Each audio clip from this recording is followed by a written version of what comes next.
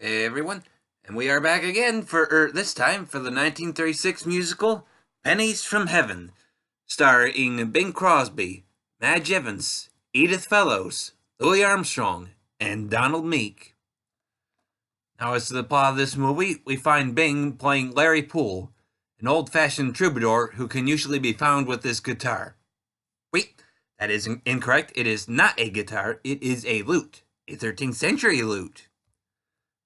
We start with Larry in prison, a few weeks away from being released, when he is visited by J.C. Hart, a convict about to be executed.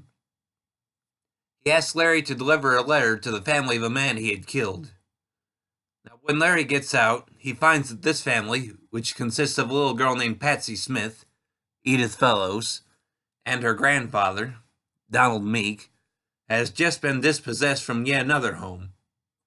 Hart's letter expresses his regret for having killed Patsy's father, and he offers up a house that he had used as a hideout. When they arrive, they find that the locals believe the house to be haunted, apparently a rumor spread by Hart to keep people away. Now, since Patsy is prone to playing hooky from school and her grandfather is unemployed, they all have to deal with social worker Susan Sprague, Madge Evans. Probably say that the rest of the movie has to do with Larry, Patsy, and her grandfather trying to find a way to support the family, all the while Larry and Susan are starting to fall for each other. Now, what I think of this movie, it's one that I very much enjoy. I would definitely recommend it as a possible Halloween movie. As I said, the house that they go to has a reputation of being haunted, and the movie almost feels like a haunted house type movie, at least for the first few minutes that they arrive there. Now, admittedly, that feeling disappears as they get used to the house, but they do make use of the house's reputation as they try to turn it into a haunted house cafe. Now, admittedly, this movie does have its flaws, especially for modern viewers.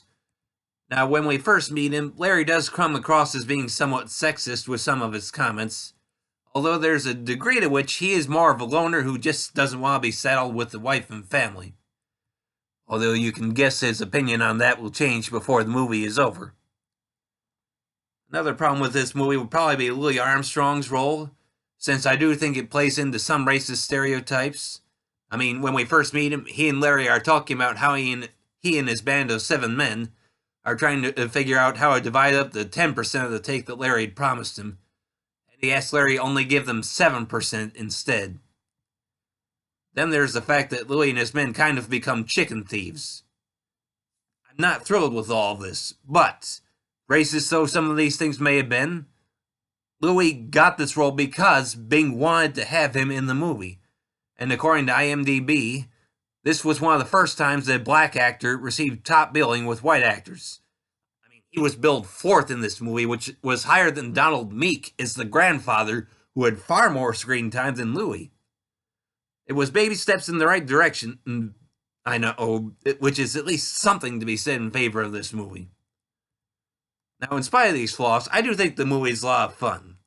I enjoy the music very much. Now, Louis Armstrong did get one specialty song here, Skeleton in the Closet, which is a lot of fun. Most of the rest of the music is as well, although most of it is not exactly memorable or popular. At least not beyond the title song, I don't think. I do recommend this movie in spite of the flaws. The movie is available on DVD from Sony and is about 1 hour and 20 minutes in length. Well, that's all I have to say on this one, everybody. Thanks for listening, and I hope you'll keep tuning in for more.